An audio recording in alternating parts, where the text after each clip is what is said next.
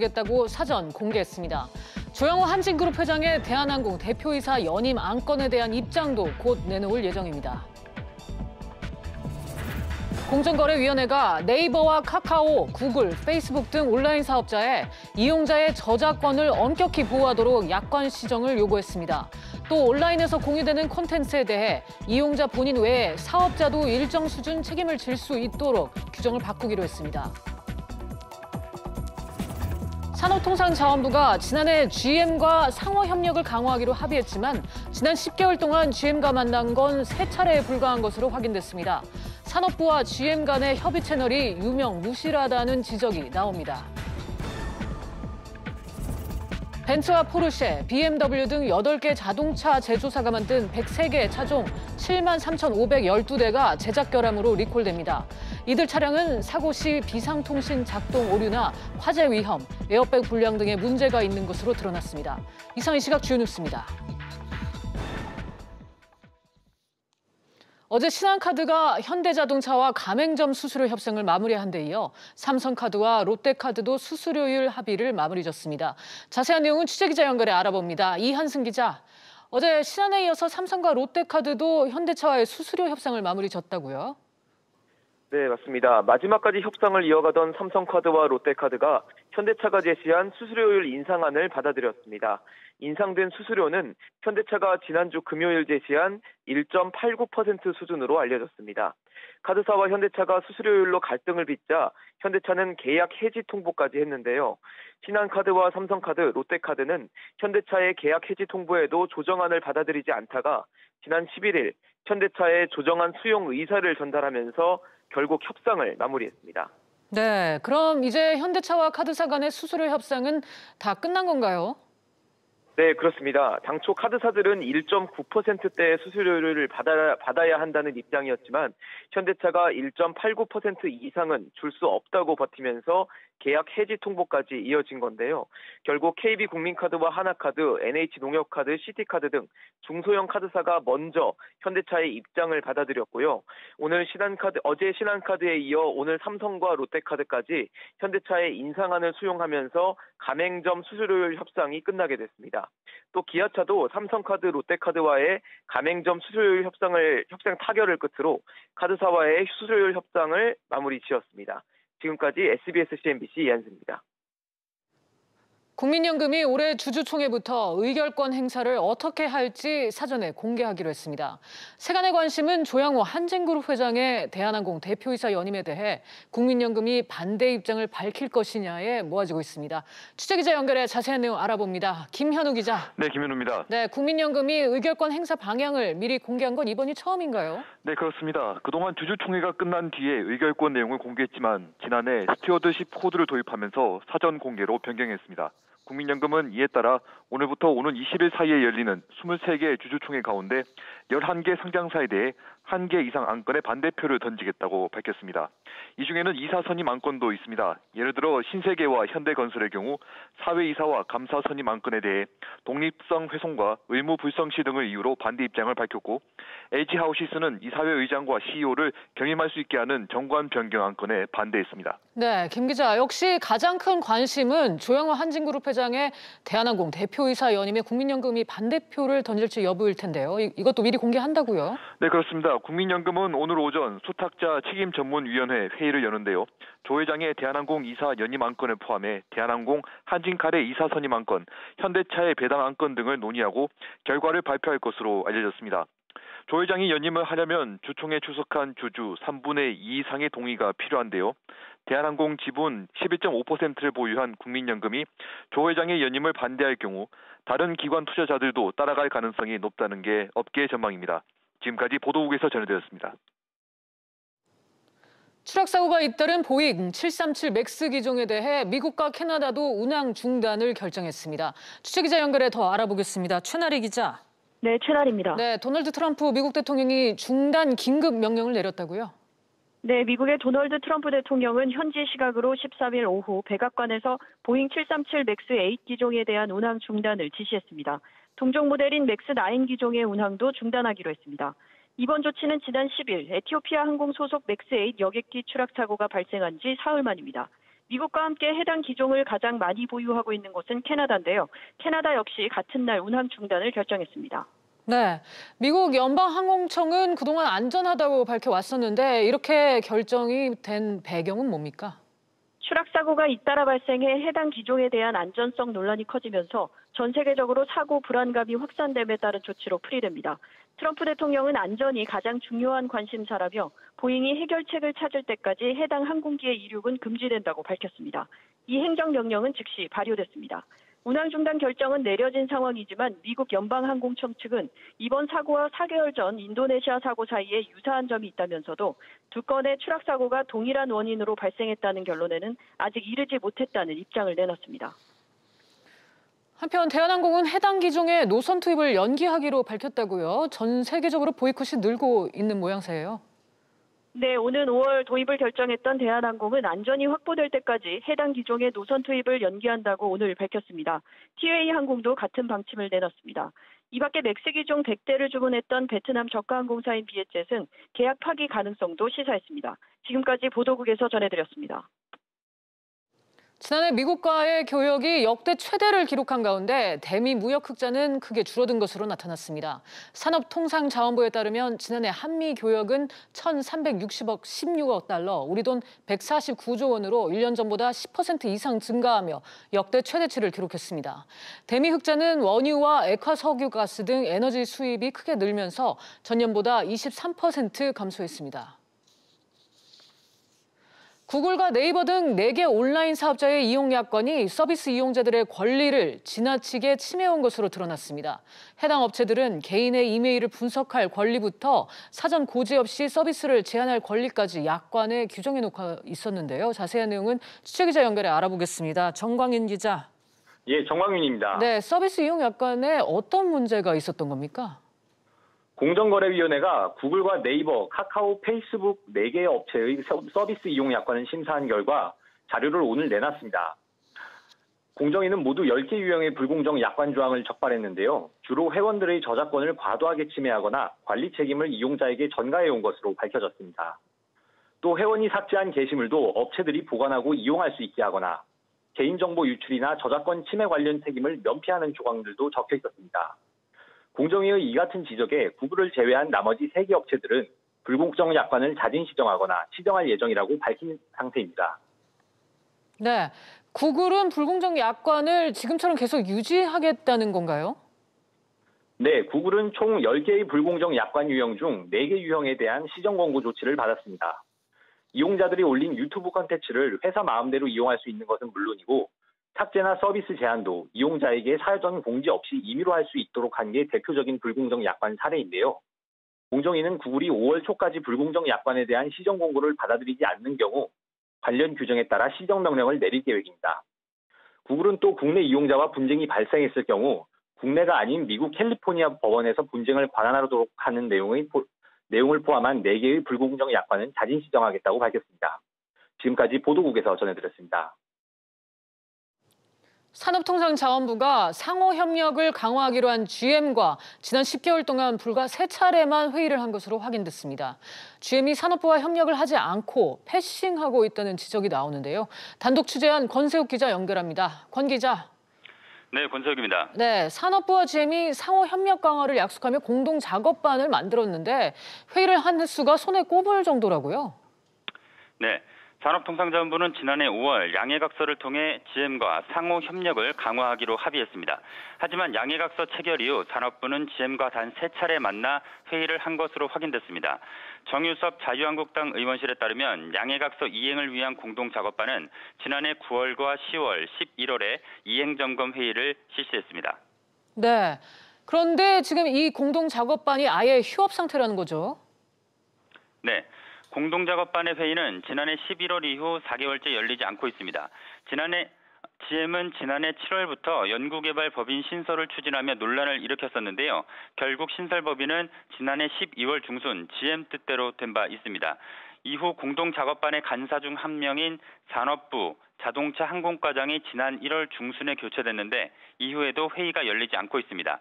이에 대해 산업부 자동차 항공과장은 GM과 수시로 이야기를 하고 있다고 말하면서도 정작 최근 회의 개최 여부 등에 대해서는 설명하지 않았습니다.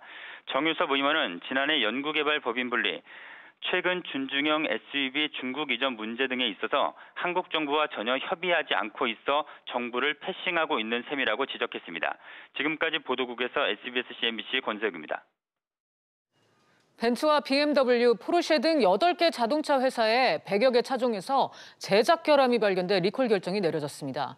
대상 차량은 모두 7만 대가 넘습니다. 자세한 내용 취재기자 연결합니다. 조슬기 기자. 네, 조슬기입니다. 네, 어떤 차들이 리콜되는 겁니까? 네, 리콜 대상 차량은 8개 자동차 제조사에서 만든 103개 차종 7만 3,500여 대입니다.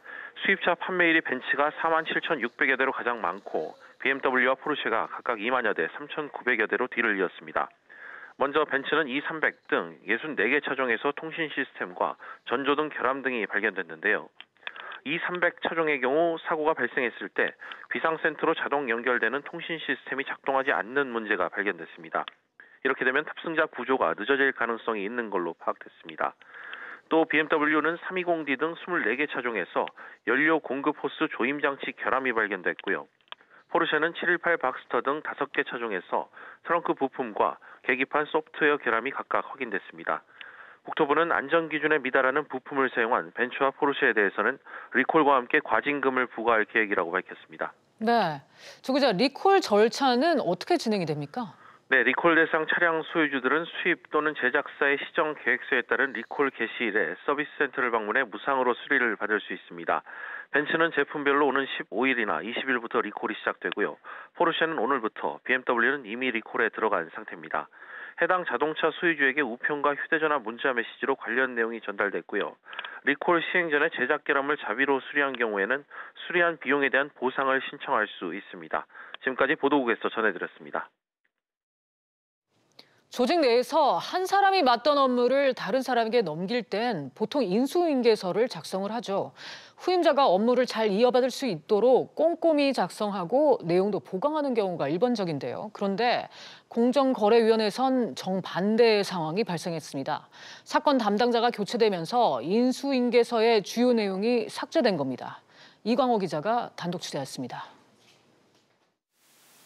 지난 2016년 공정위 하도급 사건 담당자가 작성한 인수인계서입니다. 자동차 부품 생산기업 만도에 불공정 행위 조사 내용이 자세히 적혀 있습니다. 그런데 같은 사건을 두고 또 다른 인수인계서가 있습니다. 첫 번째 인수인계서에는 증거서류 번호와 안건 상정 결제를 올렸다는 내용까지 담겨 있고 이 서류를 받았다는 인수자의 서명도 있습니다. 반면 다른 인수인계서에는 불공정 하도급 거래 행위 건이라는 제목만 남아 있습니다. 두 번째 서류는 조사를 진행하던 전임자가 작성한 게 아닙니다. 심사보고서 작성되고 이렇게 하면 그 사실까지 다 씁니다. 그래 구체적 인수인계가 되니까요. 그 다음에 이제 사무관이 와가지고 인수인계 씁니다. 뭐 사인해 주셔서 하더라고요. 이전 사무관은 공정위가 사건을 축소하기 위해 인수인계서의 내용을 삭제했다고 주장했습니다. 결국 담당자가 바뀌고 만도는 이듬해인 2017년 3억 원 규모의 갑질 행위로 과징금 8천만 원을 부과받았습니다. 이전 사무관은 내용이 초본대로 유지되고 조사가 진행됐더라면 더 큰 규모의 불공정 행위가 입증될 수 있었다고 강조했습니다. 이에 대해 공정위는 중요한 내용이 삭제된 게 아니라면서 당시 책임자가 전말을 알고 있을 것이라고 밝혔습니다. 바뀐 인수인계서에 서명한 책임자는 이미 공정위에서 퇴직한 상태로 취재진의 질문에 기억이 나지 않는다고 답했습니다. SBS CNBC 이광호입니다. 네, 이 내용은 단독 취재한 이광호 기자와 좀 더 자세하게 얘기 나눠보도록 하겠습니다. 이 기자, 네, 의아한 부분이긴 한데 보통 이제 인수인계서를 보강하는 경우는 있어도 축소하는 경우는 드문데 말이죠. 네, 그렇습니다. 그래서 사건 자체도 혹시 축소된 게 아니냐라는 의혹이 불거지는 이유이기도 그렇겠네요. 합니다. 당시 관계자들은 뭐라고 합니까? 네, 취재에 응한 공정위 관계자들은 하나같이 사건을 축소하거나 숨기려는 시도는 전혀 없었다고 입을 모아서 강조했습니다. 하지만 인수인계서라는 게 세세한 정보와 자료를 넘겨주기 위한 목적의 서류라는 점을 고려하면 이해가 잘 되지 않는 부분들이 많습니다. 이게 설령 그 전임자가 작성했던 이 인수인계서에 필요 없는 내용이 있다 하더라도 그러면 후임자가 그 내용을 무시해버리면 그만인데 굳이 제목만 놔두고 나머지 내용을 삭제할 필요가 있었느냐는 거죠. 그래서 이 인수인계서가 축소됐다고 해서 무조건 사건이 축소됐다고 볼 수는 없기는 합니다만 이 인수인계서의 내용을 애써 삭제한 이유가 명확하게 나오지 않으면 이 사건 자체의 축소 의혹도 계속해서 따라다닐 수밖에 없는 상황입니다. 네, 그러니까 지금까지 상황을 좀 정리하면 축소 의혹이 제기가 됐고 문제 삼을 만한 서류까지 있지만 이 명확한 증거라고 아직까지 다 꼭 집어서 얘기할 수는 없는 그런 상태인 거죠. 네, 그렇습니다. 정리하면 딱 그 정도의 상태가 돼서 네. 그러다 보니까 이 사안을 놓고 관련자들의 주장들이 또 좀 엇갈리고 있는데요. 그 주장들을 좀 모아봤습니다. 우선 당시 사건을 조사했던 사무관, 그러니까 앞서 인터뷰에서 보셨던 전임 사무관 같은 경우에는 만도의 갑질 규모가 500억 원에 달한다고 주장했습니다. 그리고 본인이 수집했던 증거들이 나중에 보니까 상당수 빠져 있었다라고도 주장했는데요. 그 내용 직접 들어보시죠. 포렌식을 팀을 데리고 직권조사 나갔었어요. 이게 합의서 같은 게 나와요. 원가 절감 1년에 80억 이런 식으로. 한 1년 정도 이제 신기로 나더라고요. 나는데 법 위반 금액이 3억 이렇게 나오더라고요. 이에 대해서 공정위 측의 주장은 또 조금 다릅니다. 공정위 측은 신중하고 철저하게 이 사건을 조사했고 또 이전 사무관은 초기 단계의 조사만 했기 때문에 세부 조사 과정에서 적법한 단가 할인으로 드러난 금액이 많았을 것이라고 해명했습니다. 그리고 당사자인 만도 측의 의견도 들어봤는데요. 만도 측은 공정위의 당시 조사 결과, 그러니까 2017년에 나왔던 과징금 8천만 원 그 조사 결과를 신뢰한다면서 그 과정에서 만도 측이 공정위의 청탁이나 압박은 전혀 하지 않았다고 해명했습니다. 그래서 결국 양측의 진실 공방으로 번지게 될 가능성이 커 보입니다. 네, 갑질 피해자가 있을 텐데 피해 보상은 제대로 이루어졌습니까? 그러지는 못했습니다. 이 피해를 주장하는 2차 하청업체 사장이 한 분 있는데 이 사람은 지난 2009년 만도를 처음 공정위에 신고를 했고요. 벌써 10년째 이 사건에 매달려 있는 상황입니다. 2010년쯤부터 이미 공장은 사실상 가동을 멈췄고 현재는 법인도 아예 폐업이 된 상태입니다. 이 사장 이야기 직접 들어보시죠. 저는 그냥 만도 델리바를 위해서 꾸준히 일한 것밖에 없어요. 그러면서 해마다 앞쪽으로 깎아내리는 그 CR에 대해서 감당을 해낼 수밖에 없었고 그 이후부터 지금까지 10년 동안 일하는 거는 네, 지금 10년째 매달려 있다 그렇게 얘기를 하셨는데 공정위 조사가 아직 끝난 게 아닌가요? 네, 만도 갑질과 관련해서 앞서 인터뷰에서 보셨던 업체 사장은 지난해 공정위에 다시 조사를 요청했고 또 현재 공정위 내부에서 조사가 다시 진행되고 있는 것으로 확인됐습니다. 그러니까 이번이 벌써 4번째 신고 그리고 4번째 조사가 되는 셈인데요. 업체 사장은 또 사건 축소 의혹에 대해서도 공정위 감사실에 민원을 제기해 놓은 상태입니다. 이게 접수된 것도 역시 확인은 했는데 다만 공정위는 현재 사건 조사가 어떻게 진행되고 있는지는 양쪽 모두 확인해 줄 수 없다고 밝혔습니다. 네, 오늘은 공정위의 만도에 대한 제재 축소 의혹을 단독 취재한 이광호 기자와 자세하게 얘기 나눠봤습니다. 이 기자 잘 들었습니다. 유가 증권시장 상장에 나섰던 홈플러스 리츠가 해외 투자자들의 참여가 저조해 상장을 철회했습니다. 한국 리테일 홈플러스 제1호 위탁관리 리츠는 회사의 가치를 적절히 평가받기 어려운 측면 등을 고려한 결정이라며 남은 일정을 취소하고 철회 신고서를 제출할 것이라고 밝혔습니다. 홈플러스 리츠 희망 공모 금액은 1조 5천억 원 이상이지만 수요 예측에서 8천억 원 정도만 공모된 것으로 알려졌습니다. 금융위원회가 KT의 K뱅크 대주주 적격성 심사에 착수했습니다. 이번 심사는 지난 12일 KT가 인터넷 전문은행인 K뱅크 최대 주주가 되기 위해 한도초가 보유 승인 심사 신청서를 낸 데 따른 겁니다. 지난해 국회를 통과한 인터넷 전문은행 특례법은 정보통신기술 주력기업이 인터넷 은행 지분을 최대 34%까지 늘릴 수 있도록 했습니다. 이를 위해 K뱅크는 지난 1월 5,900억 원 규모의 유상증자를 의결했습니다. 연합자산관리주식회사 유암코가 낙하산 인사 논란에 휩싸였습니다. 전문성이 떨어지는 인물들이 내정됐기 때문인데요. 취재기자 연결합니다. 정지환 기자. 네, 정지환입니다. 네, 이번 인사에 대해서 논란이 많은데 이유가 뭡니까? 네, 유암코는 국내 은행들이 공동 출자해 기업 구조조정과 부실채권 처리를 담당하는 전문기관입니다. 이번에 신임 대표이사로 김성민 우리은행 전 상무가 내정됐는데요. 김 전 상무는 우리은행과 우리금융지주에서 재무와 인사를 담당했던 인물로 구조조정 실무 경험이 없다는 지적을 받고 있습니다. 상임감사에는 황현선 전 행정관이 내정됐습니다. 황 전 행정관은 더불어민주당 기획조정국장 출신으로 문재인 정부가 출범하면서 청와대 민정수석실에서 근무했습니다. 금융 분야의 경력이 전무한 정치인 출신이라는 점에서 낙하산 인사 논란이 일고 있습니다. 유암코는 오는 29일 주주총회에서 새 대표이사와 상임감사를 선임할 예정입니다. 네, 정 기자, 이 유암코라는 기관, 구조조정 전문 기관인데 낙하산 인사 논란이 이번이 처음은 아니라고요? 네, 그렇습니다. 문일재 전 상근감사는 이명박 정부 때 대통령 비서실 경제정책 비서관 출신이며 현 감사인 김일학 상임감사도 박근혜 정부 당시 국무총리실 정무실장을 맡은 인물로 낙하산 인사 논란을 피하지 못했습니다. 이번에 감사로 내정된 황 전 행정관에 대해 공직자윤리위원회는 업무 연관성이 없기 때문에 문제가 없다는 입장입니다. 지금까지 SBS CNBC 정주환입니다. 은행권 주택담보대출이 아닌 부동산 펀드나 신탁 같은 부동산 금융을 부동산 그림자 금융이라고 하는데요. 금융감독원이 올해 이 분야를 집중 점검하기로 했습니다. 취재기자 연결해봅니다. 김성현 기자. 네, 김성현입니다. 네, 금감원이 부동산 그림자 금융을 손보기로 했다고요? 네, 금감원은 올해 업무 계획을 발표해 부동산 그림자 금융 위험 요인을 분석하고 관련 데이터베이스를 구축하기로 했습니다. 국내 부동산 그림자 금융 규모는 475조 원에 달하는데 이 가운데 17% 정도인 80조 원의 그림자 금융은 부동산 시장 상황이 악화될 경우 부실로 이어질 가능성이 큰 것으로 파악됐습니다.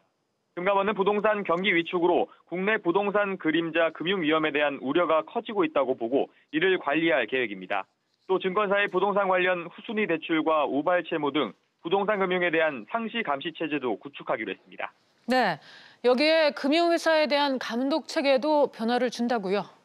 네, 금융회사의 군기잡기식 검사라고 지적받아온 종합검사의 경우 핵심 부문에 감독 검사 역량을 투입하기로 했고 자발적 개선을 유도하는 유인 부합적 종합검사를 실시하기로 했습니다. 또 증권사의 파생결합증권 불안자 판매와 같이 불건전 영업행위를 중심으로 테마 검사를 실시하고 인공지능과 빅데이터에 기반을 둔 대부업 감시 시스템과 보험 불안전 판매 식별 시스템 등을 구축하기로 했습니다. 지금까지 SBS CNBC 김성현입니다. 택시 카풀 대타협 기구가 카풀을 출퇴근 시간에만 허용하기로 합의한 가운데 카풀 업체들이 이에 반대 입장을 밝혔습니다. 플러스와 위모빌리티, 위츠모빌리티 등 3사는 공동 입장문을 통해 대타협 기구 협의를 전면 무효화하고 공정한 사업 기회를 위해선 재논의가 필요하다고 주장했습니다. 대타협 기구는 평일 오전과 오후 각각 2시간씩만 카풀을 허용하기로 한 바 있습니다. 가습기 살균제 원료의 유해성 자료를 인멸한 혐의를 받고 있는 SK케미칼 임직원들의 구속 여부가 이르면 오늘 밤 가려집니다. 서울중앙지법은 오늘 SK케미칼 박모 부사장 등 관계자 4명의 영장실질 심사를 진행해 증거인멸 혐의의 소명 여부와 구속 필요성을 심리합니다. 이런 가운데 사회적 참사 특별조사위원회가 가습기 살균제 피해자를 대상으로 조사한 결과 10명 중 7명이 만성적인 울분 상태를 지속적으로 겪고 있는 것으로 나타났습니다.